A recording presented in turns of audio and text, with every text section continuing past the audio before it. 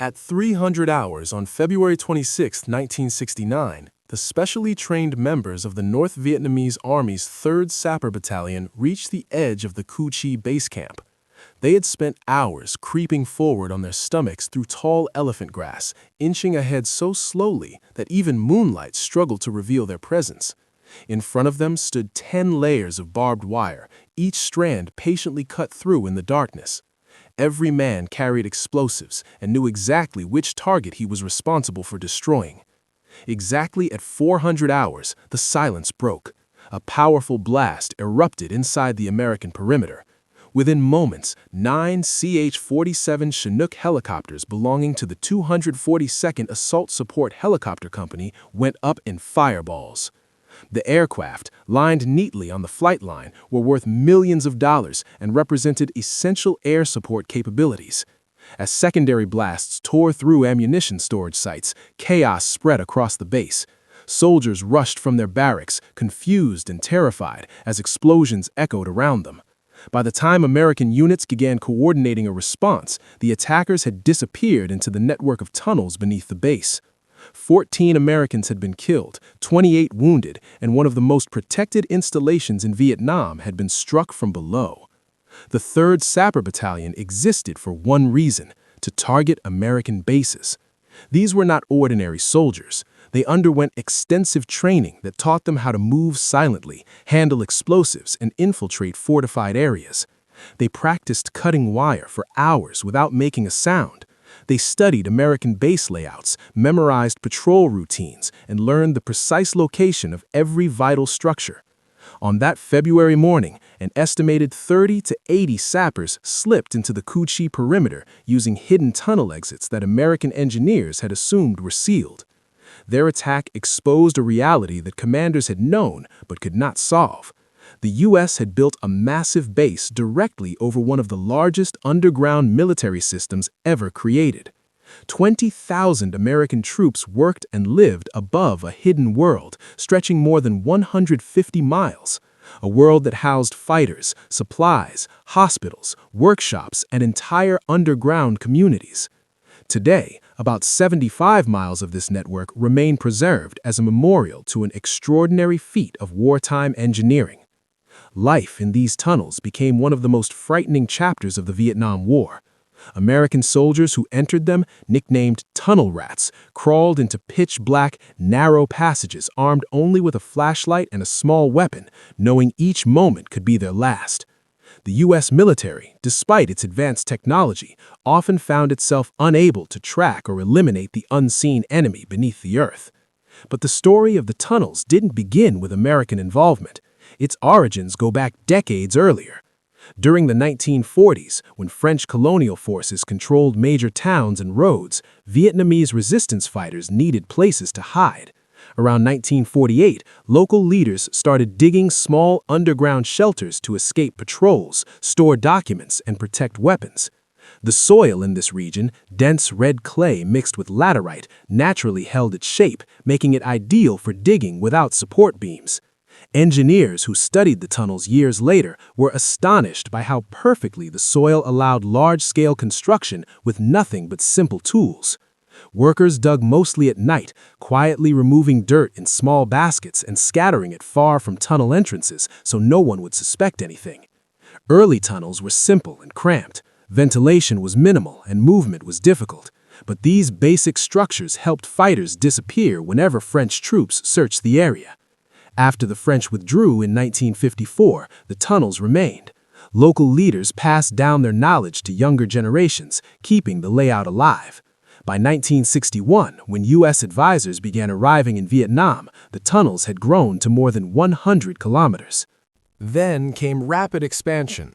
Between 1961 and 1965, as the war intensified, the Central Command of Communist Forces ordered the construction of a main underground passage that would join smaller networks into a massive system. Villagers and fighters worked in shifts around the clock, digging constantly.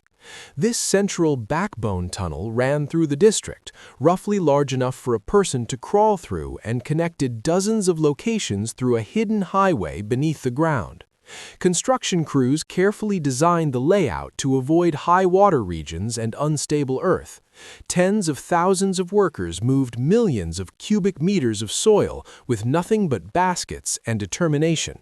The system eventually developed into 3 levels: a shallow top layer about 3 meters deep, a reinforced middle layer around 6 meters down, and the deepest sections more than 12 meters underground, safe from almost all American bombs. By 1965, the network stretched over 250 kilometers. People didn't just hide underground, they lived entire lives there. Families stayed in cramped chambers for months.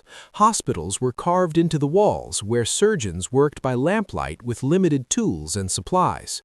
Wounded fighters were slowly carried through narrow passageways to underground operating rooms. Survival was difficult, but staying above ground was even deadlier. Kitchens used clever systems that released cooking smoke through long, twisted shafts, so the air dispersed harmlessly above the jungle. American troops often walked directly over active kitchens without noticing any smoke. Workshops turned unexploded American bombs into mines and traps. This work was extremely hazardous, but essential for the war effort. Command centers contained maps of American bases, radios, and planning rooms. Some tunnels held classrooms where children studied during air raids. Others had performance spaces where singers and actors entertained fighters to lift their spirits. Tunnel entrances were tiny, barely the size of a sheet of paper, and camouflaged so perfectly that soldiers could stand right beside them without seeing a thing. Ventilation shafts were disguised inside termite mounds or tree roots. Passages curved frequently to block blast waves and confuse intruders. Airtight doors prevented chemicals from spreading. Above ground, the surrounding areas were filled with traps: punji stake pits, tripwire-triggered cartridge traps, swinging spiked maces, and even boxes containing scorpions or snakes. When American forces adapted their equipment, the Vietnamese adjusted their traps accordingly. Some devices were designed to injure legs, others aimed for the torso. Many had multiple triggers so that avoiding one still set off another. Rough estimates suggest that mines and booby traps caused around 11% of American deaths and 15% of injuries during the conflict, far more than in other modern wars. But the environment inside the tunnels was just as dangerous as any weapon. Most passages were extremely tight, so narrow that a grown American soldier couldn't turn around. The tunnels matched the smaller frames of Vietnamese fighters, giving them a natural advantage. Conditions were unpleasant and frightening. The air smelled of bat droppings, stale food, and the presence of living underground for weeks or months. Bats, rats, insects, and huge centipedes were common. Soldiers faced total darkness, cramped space, and the knowledge that they were deep underground with no easy escape. U.S. troops eventually gave this environment a name: the Black Echo. On January 8, 1966, U.S. intelligence confirmed that a major Viet Cong headquarters was hidden in the Hobo Woods just north of Cu Chi. This location was believed to coordinate operations across the Saigon region. Major General Jonathan Seaman received approval to launch Operation Crimp, America's largest military action in South Vietnam up to that point. Approximately 8,000 soldiers participated, including U.S. infantry, airborne units, and Australian forces. Operation Crimp began with heavy bombing by B-52 aircraft, which dropped huge loads of explosives across the target area. The jungle was turned into a landscape of craters. As smoke rose from the ground, thousands of American and Australian troops advanced. The 1st Battalion of the Royal Australian Regiment was assigned to block enemy escape routes, while American troops swept the region. For the first few days, soldiers found signs of recent activity, but no enemy fighters. Then, hidden tunnel entrances began to appear, small, expertly camouflaged openings leading downward. Captain Alexander McGregor, who commanded an Australian engineering unit, made a crucial decision. Instead of sealing the tunnels, he ordered his men to explore them carefully and create maps. Using telephone wire to mark their path and compasses to track direction, the engineers crawled through the underground maze. They found ammunition stores, medical supplies, and other evidence of a major headquarters hidden below. As the Australians continued examining the tunnels, the scale of what they had uncovered became clearer. They found food caches, sewing kits, clothing, medical bandages, and even documents that suggested the underground system stretched far beyond what anyone had imagined. Some chambers were large enough for dozens of people, while others were barely wide enough to crawl through. It soon became obvious that this was not a small hideout. It was a central nerve center for operations across a vast region.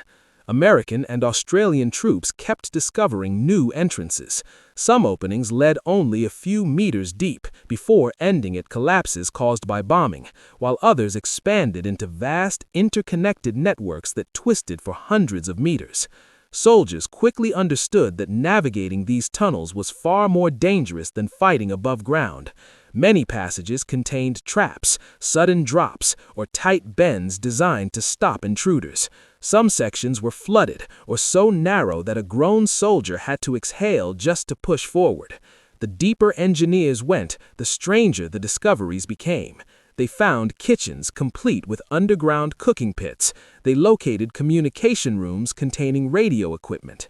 They uncovered assembly areas where tools, weapons, and uniforms were repaired. Evidence showed that dozens, sometimes hundreds of people had been living under the surface for long stretches of time. Australian engineers, who had no formal training for underground combat, improvised ways to advance safely. They tied wires around their waists so they could be pulled out if something went wrong. Some carried bayonets instead of rifles because the passages were too tight for long guns. Others fixed small flashlights to their helmets, though the dim glow only illuminated a few inches ahead.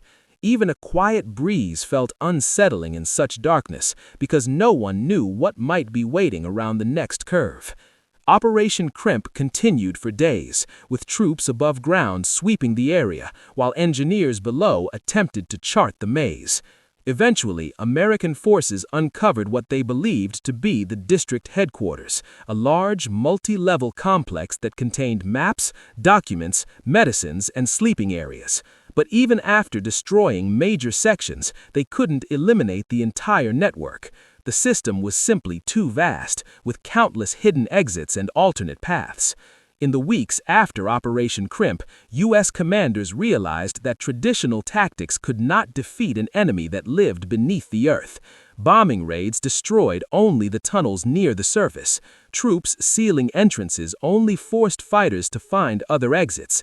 Even successful raids barely scratched the surface of the underground world. In early 1967, the U.S. launched Operation Cedar Falls, one of the largest ground offensives of the war, specifically aimed at destroying the Ku Chi networks. Tens of thousands of soldiers moved into the region. Bulldozers leveled forests. Bombers pounded suspected tunnel clusters. Engineers used hoses to pump gas and smoke into entrances. Yet, despite these efforts, large portions of the underground system survived. Fighters emerged from hidden exits after the attacks, repaired collapsed sections, and resumed operations. The resilience of the tunnel system stunned American forces. For every entrance sealed, two more seemed to appear.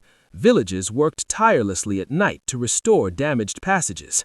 Some tunnels ran beneath canals, others passed under villages or farms, making them nearly impossible to detect. It became clear that the tunnels were not simply a military asset, they were part of the local way of life.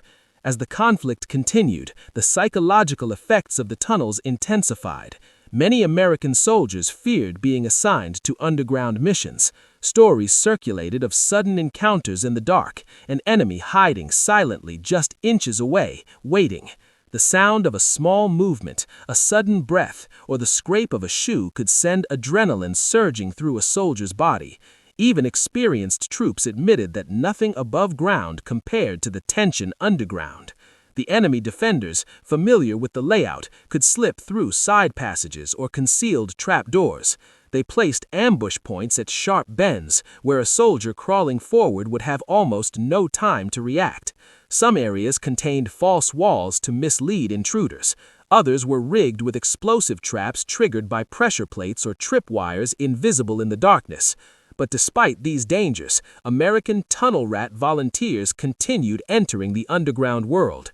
Armed with minimal equipment, they crawled for long distances through suffocating spaces, clearing traps and searching for enemy fighters. Many tunnel rats described the work as the most intense and nerve-wracking experience of their lives.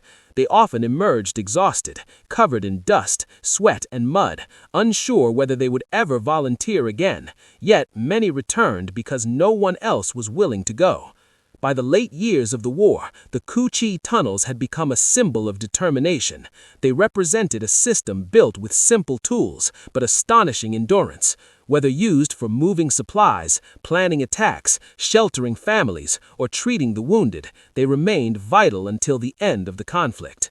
When the war finally ended, many tunnels were sealed or destroyed, but large sections survived.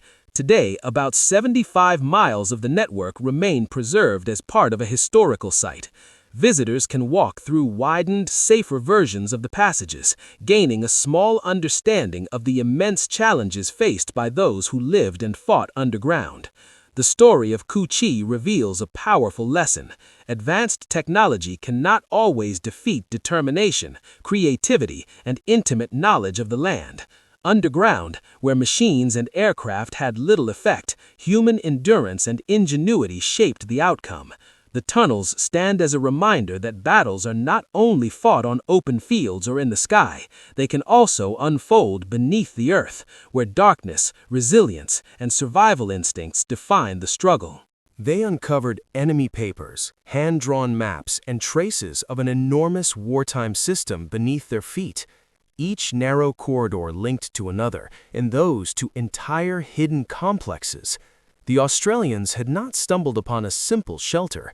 They had found a buried stronghold that must have taken years to carve out of the earth. Corporal Robert Bodle, a 34-year-old engineer from Victoria, was examining one of the slimmer passages when disaster struck on January 11th.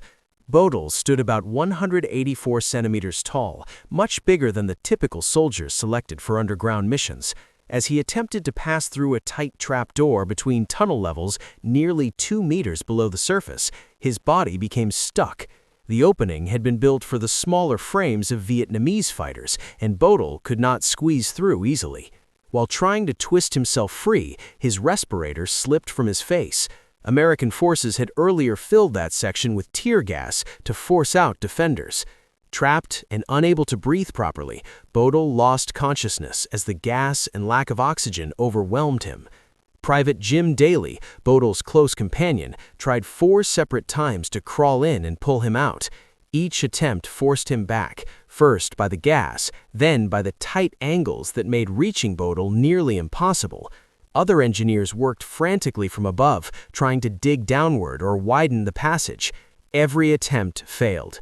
Bodle died in the tunnel, and his remains could not be recovered. His loss made it painfully clear how unpredictable and deadly underground warfare could be, and how dangerous gas was in enclosed spaces where it could not disperse. Still, the Australians continued searching the tunnels for 4 more days, gathering intelligence and documenting everything they found. McGregor's engineers mapped over 3 kilometers of passages, only a small part of the entire system, yet enough to understand its importance. The tunnels connected villages, farms, and hamlets across the whole region. Inside were medical rooms, workshops, storage chambers, even command centers. It became obvious the Viet Cong had not abandoned the area. They had slipped underground, quietly waiting for the bombing to end and the Americans to move on. During a press conference in Saigon after Operation Crimp, McGregor jokingly referred to his men as tunnel ferrets. An American journalist, unfamiliar with ferrets, misheard the phrase and published an article calling them tunnel rats. The name spread instantly. U.S. troops adopted it with rough pride. It seemed fitting. Rats were small, fearless, and able to survive in places larger creatures avoided. McGregor received the Military Cross for his leadership, but despite his team's groundbreaking discoveries, the operation failed to stop the enemy high command. The enemy headquarters had been emptied before the assault began, and most fighters had already slipped away through the tunnels. On the same day Bodil lost his life, another Australian soldier crawled out of a different tunnel carrying a leather satchel found deep inside. What it held would become one of the most important intelligence breakthroughs of the entire war. Inside were lists naming every Viet Cong operative in the Saigon region, complete with addresses and occupations. There were charts showing the entire enemy command chain, from senior leaders down to neighborhood-level cells. Maps marked every American installation in the area, including notes on weak points and patrol habits. There were detailed observations of security routines, guard rotations, and movement schedules. Among the most troubling papers were plans for targeted attacks in Saigon, including names and home addresses of South Vietnamese officials. One document described a failed attempt to assassinate U.S. Secretary of Defense Robert McNamara. Although the plot had been stopped by an informant, the paperwork revealed how organized and informed the Viet Cong truly were. American analysts who studied the documents called them one of the most remarkable intelligence finds of the war. Used properly, the information could have allowed authorities to dismantle the entire enemy network in Saigon through a series of synchronized raids. The Viet Cong's influence in the capital could have been broken for years, but nothing happened. The papers were translated, reviewed, and then swallowed by bureaucracy. Competing agencies refused to share information. Political concerns made leaders reluctant to risk large-scale arrests. Fears of arresting the wrong people or causing public outrage meant many operatives were never touched. 2 years later, many of those same individuals helped coordinate the Tet Offensive, the massive surprise attacks that shocked the world and changed the conflict's direction. Operation Crimp had proved one thing beyond doubt. The tunnels were real, widespread, and more advanced than anyone expected. Traditional tactics would not be enough. By late January 1966, the U.S. 25th Infantry Division, nicknamed Tropic Lightning, began establishing a base at Cu Chi. General William Westmoreland, overseeing all American forces in Vietnam, wanted a strong foothold northwest of Saigon. The goal was to block Viet Cong infiltration from Cambodia and create a permanent hub for operations in the area. The site chosen? Exactly where Operation Crimp had just revealed a vast network of tunnels. The base was formally set up on January 30, 1966. Incoming troops were not warned about the tunnels beneath them. Whether intelligence had been poorly shared, ignored, or commanders believed the area cleared, the 25th built directly atop the enemy underground fortress. Within weeks, strange incidents began. Helicopter mechanics discovered tampering with engines overnight. Helicopters were parked inside the secure perimeter, surrounded by fences, barbed wire, and guards. Yet by morning, something had penetrated the base undetected. Supplies disappeared, locked rations vanished, sometimes entire cases overnight. Guards reported no intrusions, no footprints, no signs of forced entry. Then, soldiers started turning up dead. Men were found in their bunks, silently killed during the early morning hours when the camp was quietest. Some had been shot, others stabbed. The perpetrators left no trace. Attack dogs showed no alerts. The infiltrators came and went without leaving a clue. It quickly became obvious. The Americans had built their base right on top of an active underground network. The Viet Cong had not abandoned their tunnels, they had gone deeper, sealing off the upper levels and waiting patiently. From below, they could listen, observe, and strike, all while remaining invisible. The 65th Engineer Battalion was assigned to find tunnel entrances within the base. They discovered dozens, each connecting to other passages. The tunnels ran beneath helicopter pads, ammunition depots, barracks, storage bunkers, and command centers. Virtually every major area sat atop an active underground network. The implications were staggering. Enemy forces could monitor everything, prepare ambushes, and attack with near-complete secrecy. The Army needed specialists. Volunteers were called to descend into the tunnels, map them, eliminate threats, and destroy enemy positions. Most soldiers, understandably, refused. Who would willingly enter a dark, claustrophobic network full of traps, knowing death could be waiting at every corner? But some men stepped forward. Staff Sergeant Pedro Rejo Ruiz was among them. A wiry Cuban immigrant who had fled Castro's Cuba as a teenager, he had already distinguished himself as a mine detector specialist. Ruiz had spent months crawling through minefields, using a metal detector to find explosives before carefully disarming them, a nerve-wracking, meticulous, and extremely dangerous task. When he heard about tunnel operations, Ruiz volunteered immediately. The tunnels represented the ultimate challenge. They demanded courage, intelligence, intuition, and absolute focus. Ruiz quickly proved he had a gift.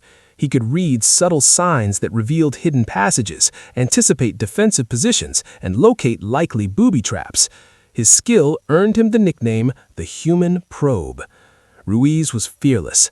While others waited for gas to clear or explosives to destroy enemies ahead, he moved in. He understood that speed and aggression could give him an advantage. If the enemy expected caution, bold, swift action could catch them off guard.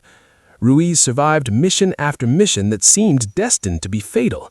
Obsessed with tunnel warfare, he studied maps, interrogated prisoners, and refined techniques to fight underground. He volunteered for 2 extra tours, a rare choice given the high casualty rates. Sergeant Robert Batten earned a different reputation. Nicknamed Batman, he preferred to navigate the tunnels in complete darkness.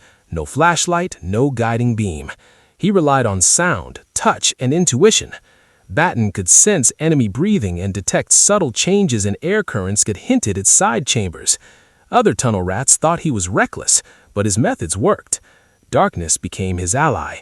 He could approach enemies undetected, and his eyes adapted to the pitch-black passages faster than anyone else.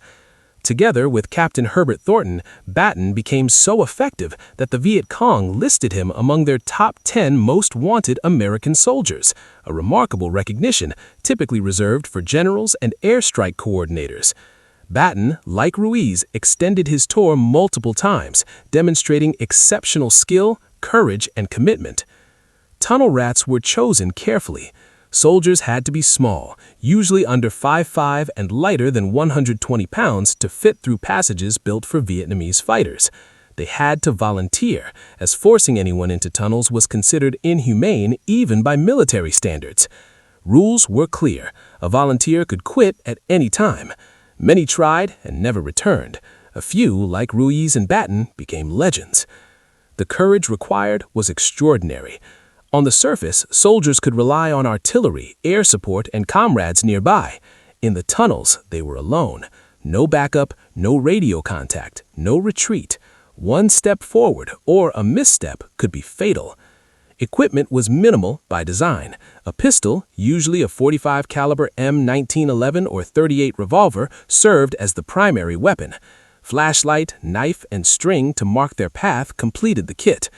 The pistol had to be effective at close range. In such confined spaces, the first shot often decided life or death. The flashlight was critical, but limited. Batteries ran out quickly. Some tunnel rats carried multiple lights or adapted civilian models for reliability. The knife was versatile, a weapon, a tool to probe for traps, or, in the worst case, a means to dig free if trapped. Even these small kits represented a lifeline. Each volunteer relied entirely on their skill, wits, and nerves. Every tunnel mission tested courage, patience, and endurance beyond anything soldiers experienced above ground. Tunnel missions were terrifying, even for the bravest. Every step brought a soldier deeper into total darkness, surrounded by walls built by an enemy who knew the tunnels intimately. Air was often thick, foul with the smell of rot, waste, and damp earth. The passages were tight, sometimes barely wide enough to crawl through, forcing soldiers to move slowly and carefully. Booby traps were everywhere. Sharp bamboo stakes, hidden tripwires, and spring-loaded devices awaited the unwary. Some passages could flood in minutes, and others were rigged to collapse with the slightest disturbance. Even the smallest miscalculation could mean death. Tunnel rats had to trust instincts honed through experience, intuition, and observation. The pistol was their lifeline. Most preferred the .45 caliber despite the deafening blast in confined tunnels. One shot, One chance, there was no margin for error. Some tunnel rats gained access to silenced .22 caliber pistols, rare weapons designed for covert operations during World War II. These allowed for stealth, preventing the disorienting blast that ordinary weapons caused. Few had this privilege, but those who did could operate more quietly and efficiently.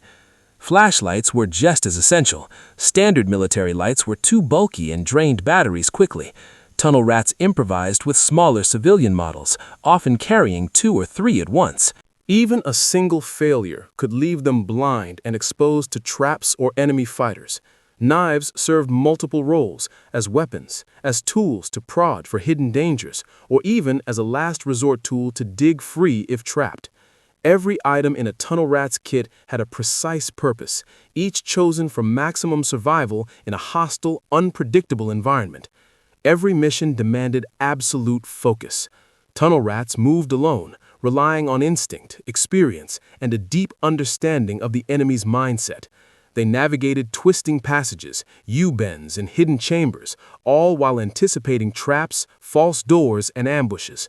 There was no backup. Help was often hundreds of meters away at the tunnel entrance.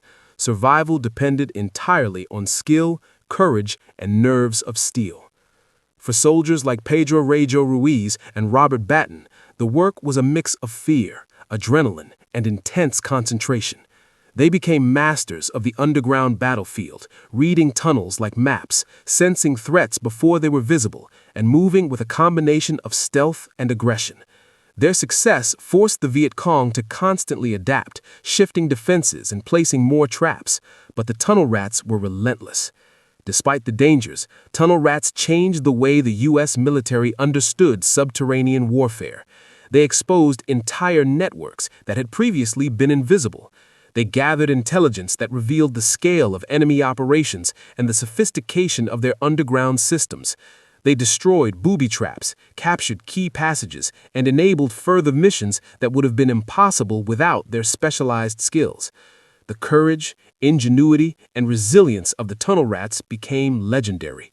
Their work highlighted a critical truth about the Vietnam War. Technology and firepower alone could not overcome determination, knowledge, and ingenuity. In the darkness beneath Cu Chi, ordinary soldiers became extraordinary, facing dangers that were unimaginable above ground and redefining what it meant to fight in the most unusual, deadly environment of the conflict. The tunnels of Cu Chi remained a persistent threat throughout the war. Even after massive operations and repeated assaults, large sections survived. Today, visitors can walk through preserved sections of the network, gaining a glimpse of the dangers and challenges faced by tunnel rats. The legacy of their courage, skill, and sacrifice endures as a testament to the human capacity to confront fear and adapt in the face of overwhelming odds. The tunnels of Cu Chi were more than just a battlefield. They were a testament to human ingenuity, endurance, and the extremes of warfare. Soldiers who descended into those narrow, suffocating passages faced a reality few could imagine: an invisible enemy hidden beneath their feet, striking without warning and vanishing before a counterattack could reach them. For the Americans, the tunnels exposed a profound vulnerability. Traditional tactics, bombing runs, artillery strikes, and patrols could not eliminate the threat. The enemy's advantage was not just physical, it was psychological. The knowledge that adversaries could strike silently, from underground at any time, weighed heavily on troops, eroding morale and creating constant anxiety. Tunnel rats like Pedro Ruiz and Robert Batten became icons of courage, navigating a world designed to kill or trap them. Their bravery highlighted a crucial truth. In warfare, information, intuition, and adaptability can be as lethal as firepower. Each mission was a high-stakes dance with death, and every successful return was a triumph not only of skill, but of nerve and determination. Beyond the immediate tactical impact, the tunnels also revealed the resilience and resourcefulness of the Vietnamese fighters. Entire communities had survived underground for years, building hospitals, schools, command centers, and living quarters beneath the jungle. They had turned the soil itself into a weapon and a shield, creating a hidden society that defied conventional military power. The intelligence gathered by Allied forces, maps, documents, and captured plans could have changed the course of operations. Yet, bureaucracy, inter-service rivalries, and political hesitation meant much of this advantage went unexploited. The enemy adapted, learned, and emerged again, demonstrating the enduring challenge of asymmetrical warfare. Today, the preserved tunnels at Cu Chi stand as a memorial and a reminder.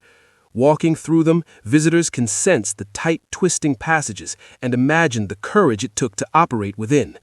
The tunnels serve not only as a historical site, but as a lesson that in war, technology and might alone are never enough. Knowledge, strategy, and the human spirit remain decisive. The story of Cu Chi is a story of extremes, of fear and courage, of invisible threats and deadly ingenuity, of ordinary soldiers performing extraordinary feats in total darkness. It is a story of survival, adaptation, and resilience that transcends the Vietnam War, offering insights into the nature of conflict, the limits of conventional power, and the enduring capacity for human ingenuity in the face of overwhelming odds. Above ground, life carried on. Below, an entire world continued unseen, until the courage and skill of tunnel rats brought that world into the light. Their legacy endures, a testament to the hidden front lines of history and the extraordinary people who face them. The string, often made of nylon, paracord, or even telephone wire, was a tunnel rat's lifeline. Tied securely at the entrance, it unspooled as they advanced, guiding them back through the twisting, claustrophobic passages. Sometimes the string served as a simple communication tool. 2 tugs meant all clear, 3 tugs signaled enemy contact, and continuous pulling meant get me out now. A tunnel rat's mission had 3 critical objectives. First, gather intelligence, maps, documents, weapons, anything that revealed enemy plans. Second, deny the enemy access by destroying tunnels with explosives or chemicals. And third, neutralize any Viet Cong soldiers encountered underground. Each operation began with the same ritual. Soldiers stripped off heavy gear, rifles, helmets, webbing, anything that might snag or make noise. They checked their flashlight, chambered a round in their pistol, tied off their string, and lowered themselves through openings barely larger than their shoulders into pitch-black darkness. Harold Rourier, one of the earliest tunnel rats in 1966, described the experience bluntly. "I felt more fear than I have ever felt before or since. In total darkness, flashlight off to avoid detection, every sound could be the enemy breathing ahead, waiting in a passage too narrow to turn around. The next noise might be a gunshot, a grenade rolling, or a knife slicing through the air." Tunnel rats learned to crawl backward as quickly as forward. Retreat was often the only option in a dead-end passage. One anonymous soldier recalled hearing quiet breathing ahead. "I could hear a person breathe, and I knew he was in there. I did not go any further." In this dark corner, the animal belongs. A rodent belongs. I am becoming like a rodent, but still I do not belong. The quote captures the psychological strain of tunnel warfare. Soldiers descending into a primal existence, relying on senses sharpened beyond ordinary human experience. Even the Viet Cong, who defended these tunnels, respected tunnel rats. Captured rats often received better treatment than other POWs because the enemy understood the courage required to face total darkness, claustrophobia, traps, and ambushes. Those who survived were recognized as kindred spirits, having endured horrors that mirrored their captors' daily lives. Life underground was hell for all. Disease ravaged tunnel units. Malaria, parasites, malnutrition, and respiratory problems were common. Air in deeper passages often had dangerously low oxygen and high carbon dioxide. Soldiers emerged pale, weak, and physically depleted, yet they kept fighting and building, because surrender meant defeat. Sam Nelson, a 100-pound teenager from Florida, was drafted and assigned as a tunnel rat. His first descent revealed traps designed to impale any careless soldier. He survived, but like many, he carried psychological scars for decades. The darkness, fear, and claustrophobia never fully left him. Nicholas Sanza, serving in 1971-72, took tunnel tactics to extremes. Using a bamboo stick to detect traps, a WW2 Japanese bayonet for combat, and a silenced .38 revolver, he completely adopted Vietnamese methods. He avoided showers, masked his scent with mud and leaves, wore local-style black pajamas, and ate Vietnamese rations to blend in. His approach allowed him to infiltrate enemy-controlled complexes, recover prisoners' remains, and navigate passages that would terrify most soldiers. The missions left deep psychological scars, memories that haunted him for life. By 1967, it was clear that conventional methods were failing.